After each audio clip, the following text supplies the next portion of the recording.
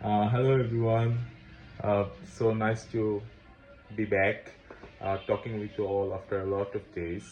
So basically আজকে যে কারণে আসা সেটা হলো আমি অনেকদিন ধরেই চাচ্ছিলাম যে আপনাদের সাথে ফ্রন্ট এন্ডের different tips and tricks share করব, but due to my official works and personal business I wasn't able to cope up with the time.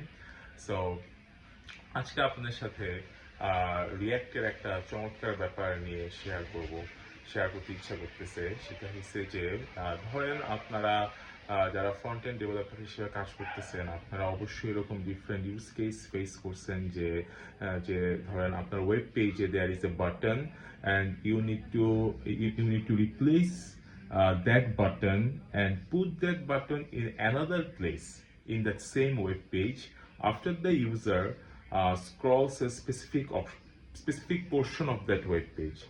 Suppose ধরেন আপনার এইটা পুরোটা একটা ওয়েব পেজ, এখানে একটা বাটন আছে, ঠিক আছে, অ্যান্ড আপনি চাচ্ছেন যে ইউজার যখন স্ক্রল করে যখন বাটনটা ওয়েব পেজের ভিউ পোর্টের উপরের দিকে উঠে যাবে তখন চাচ্ছেন আপনারা বাটনটা নিচে স্টিকি হয়ে থাকুক বা স্টিকি হয়ে অ্যাড হয়ে যাক, ঠিক আছে।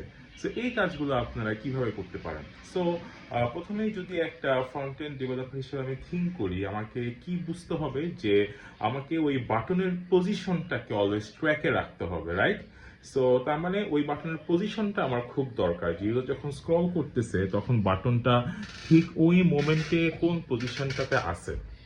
সো এই কাজটা করা যায় হচ্ছে gate bounding rect client. Okay, let me see one more time whether I'm saying the right word. Yes, get bounding client rate. Get bounding client rate নামে একটা ফাংশন আছে, সেটা ইউজ করার মাধ্যমে আপনারা সেই বাটনের পজিশনটাকে রিয়েল টাইমে ট্র্যাক করতে পারবেন। তো আপনাকে বেসিক্যালি কি করতে হবে, যদি এই কোডটা আপনি রিঅ্যাক্টে করতে চান তাহলে আপনাকে শুরুতে একটা ইউজ রেফ নিতে হবে। সো ইউজ রেফটাকে আপনি খুবই সিম্পলি, আপনারা যারা রিঅ্যাক্ট নিয়ে কাজ করছেন তারা অলরেডি আই গেস ইউজ রেফ নিয়ে জানার কথা। আমি আমার কোনো একটা ভিডিওতে ইউজ রেফ নিয়ে ডিটেলস আলোচনা করব। সো ইউজ রেফ যদি আমি একটু সংক্ষেপে বলতে চাই, ইউজ রেফটা হলো একটা আইডির মতো, ঠিক আছে। আমরা যেরকম HTML আইডি ইউজ করি ঠিক ইউজ রেফটা এরকম একটা আইডির মতো। সো আপনাকে একটা ইউজ রেফ নিতে হবে। দেন আপনি যখন JSX এর ভিতরে ওই বাটনটাকে লিখবেন, ওই বাটনের রেফারেন্স হিসেবে আপনাকে সেই ইউজ রেফের ভ্যালুটা, যে ভ্যারিয়েবলটা আপনি ডিক্লেয়ার করছিলেন সেই ভ্যারিয়েবলটা ইউজ করতে হবে। অ্যান্ড দেন ইউজ ইফেক্টের ভিতরে, ঠিক আছে, ইউজ ইফেক্টের ভিতরে আপনাকে ওই স্পেসিফিক যে এলিমেন্টটা সেই এলিমেন্টটার উপরে এই গেট বাউন্ডিং ক্লায়েন্ট রেট নামের ওই ফাংশনটা অ্যাপ্লাই করতে হবে। অ্যাপ্লাই করার মাধ্যমে আপনারা রিয়েল টাইমে সেই বাটনের পজিশনটাকে ট্র্যাক করতে পারবেন, ঠিক আছে। সো পজিশনটাকে ট্র্যাক করার পর এখন আপনি যেহেতু এখন ইউজার যখনই স্ক্রল করতেছে আপনি সেই বাটনের পজিশনটা ট্র্যাক করতে পারতেছেন। তো এখানে আর একটা মজার একটা ব্যাপার আছে, ঠিক আছে, যেহেতু আপনাকে এখন ইউজার স্ক্রলের সাথে সাথে সেই বাটনের পজিশনটাকে ট্র্যাক করতে হবে, রাইট? তার মানে আপনার একটা ইভেন্ট লিসনার অ্যাড করতে হবে, right? Are you getting my point? You have to add an event listener on that scroll. তার কারণটা কি? যদি আপনি স্ক্রলের ওপর একটা ইভেন্ট লিসনার অ্যাড করেন তাহলে যখনই ইউজার স্ক্রল করবে তখনই সেই ইভেন্ট লিসনারটা কাজ করবে, রাইট? ঠিক আছে।